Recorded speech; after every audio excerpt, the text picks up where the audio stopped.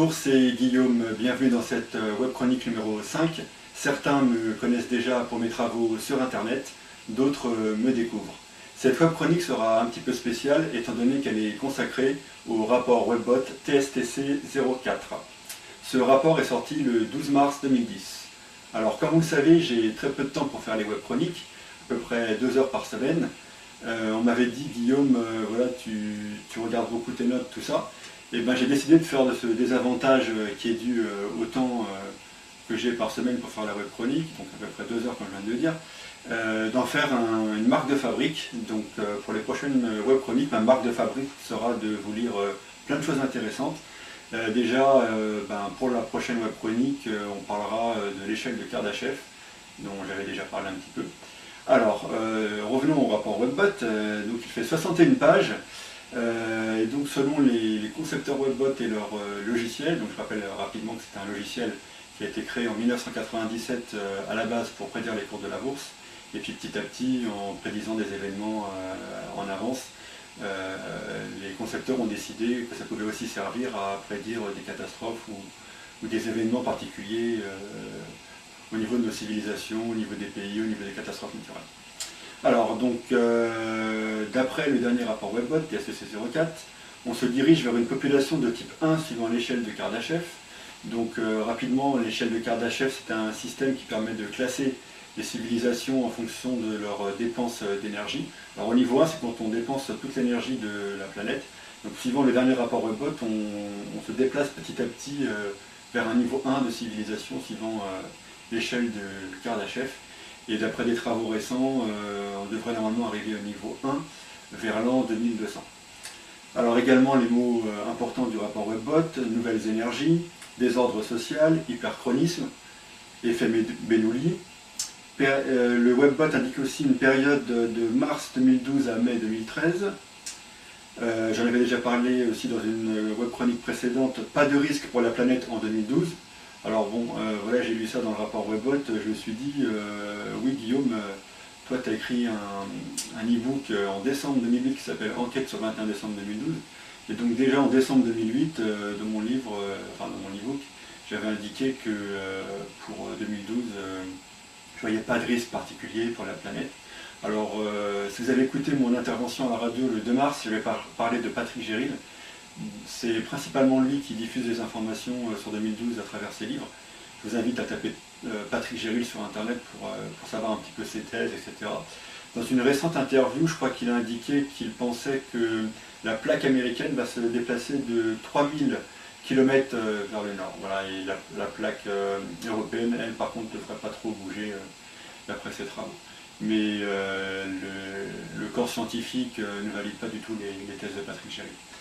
À part ça, donc aussi une période du 4 mars 2010 au 8 juillet 2010, puis changement au niveau émotionnel, donc toujours à partir de cette date de juillet 2010, donc réactualisé.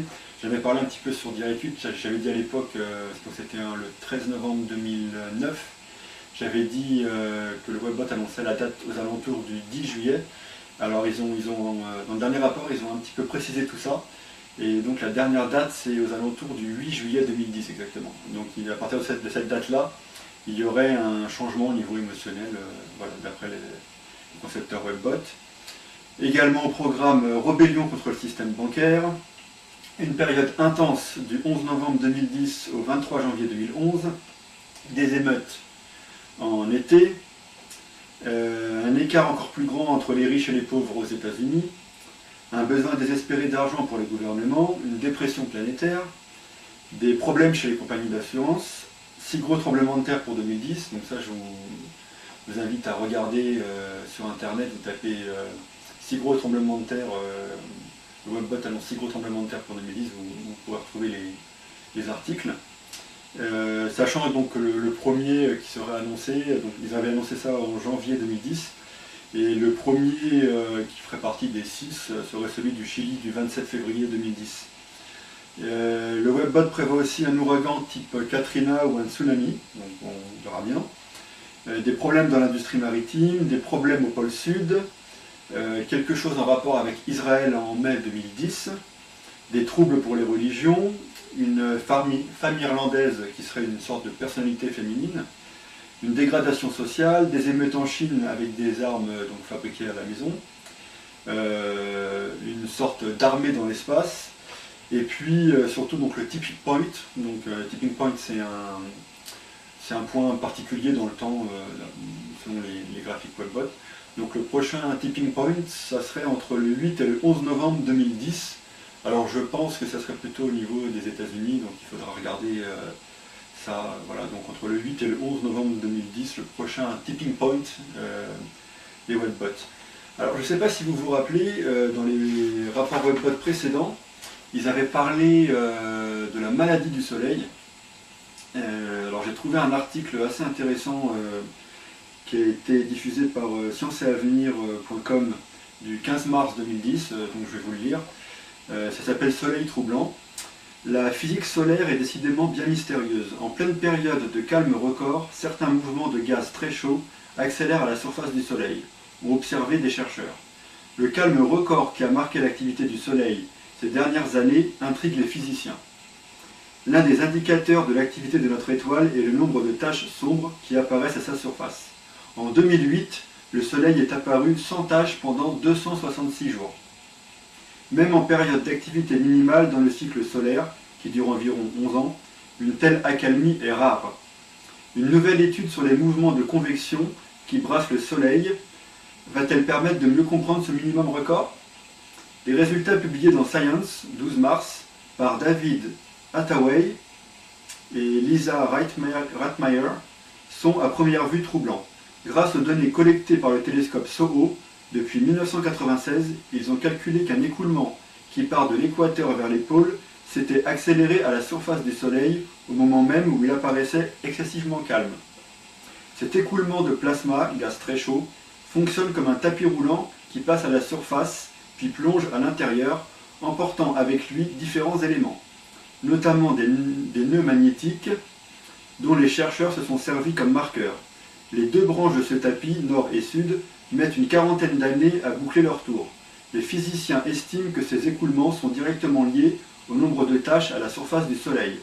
Selon Hathaway et Rathmeyer, la vitesse du tapis roulant est passée d'environ 30 km/h en 2000 et 2001 à 47 km/h en 2008. La plus grande vitesse coïncide avec le minimum de taches solaires, contrairement à ce que l'on pouvait attendre. Et ce n'est pas tout, il ne s'agit là que de la partie visible du tapis roulant.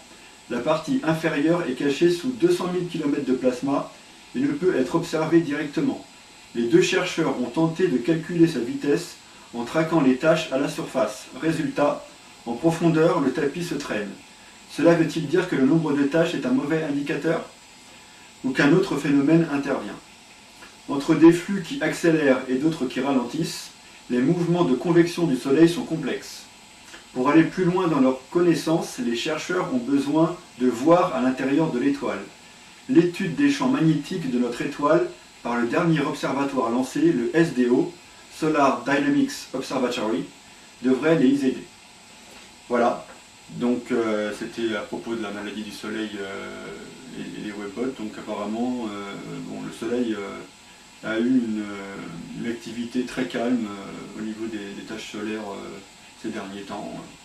Alors est-ce que ça va être une des prochaines théories de Patrick Géry de dire comme le Soleil a été très très calme ces derniers temps, tout va partir en 2012 et donc on va avoir une grosse décharge qui va arriver jusqu'à la Terre, et ben, on verra.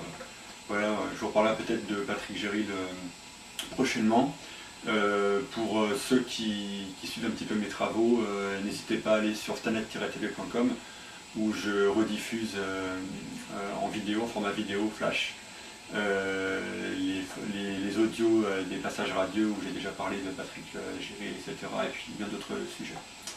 Je vous remercie d'avoir suivi cette web chronique numéro 5 consacrée au rapport Webbot TSTC 04 et je vous dis donc à la prochaine avec la web chronique numéro 6 qui sera consacrée à l'échelle de Kardashev. A bientôt.